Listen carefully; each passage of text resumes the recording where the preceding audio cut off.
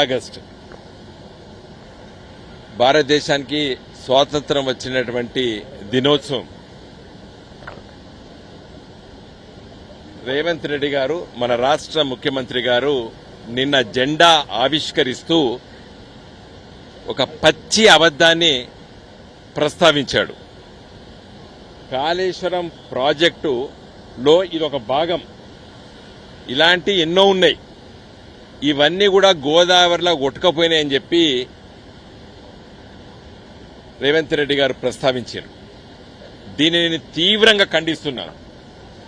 ఒక ముఖ్యమంత్రి స్థాయిలో స్వాతంత్ర దినోత్సవం నాడు 3 రంగుల జెండాను ఆవిష్కరిస్తూ తెలంగాణ ముఖ్యమంత్రిగా ఉంటూ ఆ విధంగా ఆయన మాట్లాడము చాలా తప్పు. ఎందుకంటే కాళేశ్వరం ప్రాజెక్టు దాదాపు 80,000 కోట్ల రూపాయల అంచనాలతో కట్టినటువంటి ప్రాజెక్టులో కేవలము మేడిగడ్డ ప్రాజెక్టు లోపట 3 పిల్లర్లు కుంగి దాదాపు 300 కోట్ల నష్టం కంటే ఎక్కువ జరగలేదు. 80,000 కోట్ల ప్రాజెక్టు నిర్మాణము, నీ భాషలో 1,00,000 కోట్ల ప్రాజెక్టు గంగపాలైందన్నావు, గోదావరి పాలైందన్నావు. మరి ఎక్కడ నీళ్ళివి? ఎట్లా వస్తున్నాయి నీళ్లు?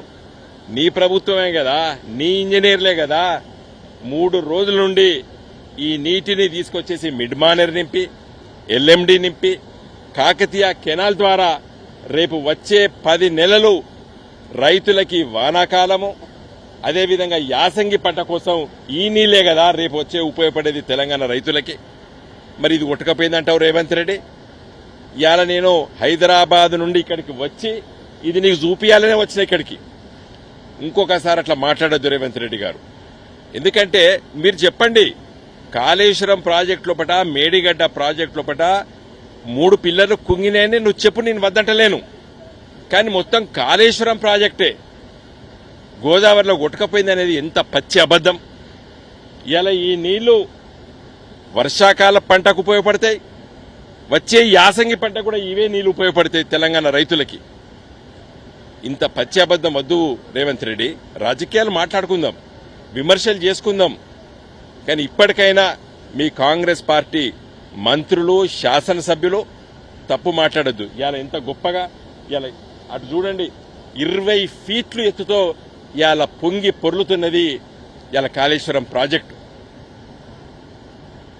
కాబట్టి నేను రేవంత్ రెడ్డి గారికి రానున్న రోజుల్లోపట కాళేశ్వరం 1,00,000 కోట్ల రూపాయల కాళేశ్వరం ప్రాజెక్టులు గోదావరిలో కొట్టుకపోయిందనేది పచ్చి అబద్దము.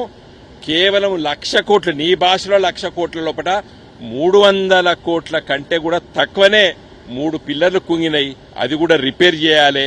నువ్వు 2 సంవత్సరాల నుంచి రిపేరు, 20 నెలల నుంచి రిపేర్ చేస్తలేవు నువ్వు దాన్ని. ఇప్పటికైనా వెంటనే రిపేర్ చేస్తే ఇంత గోస కూడా తెలంగాణ రైతులకు ఉండదు. రైతులకి చూపియాలని చెప్పి ఇలా మేమందరం కూడా వచ్చి కాళేశ్వరము అటు చూడండి, government of Telangana irrigation and command area development department Kaleshwaram project link 2 అనేది చాలా స్పష్టంగా ఉన్నది. ఇదే గాయత్రి పంప్ హౌస్. జై తెలంగాణ.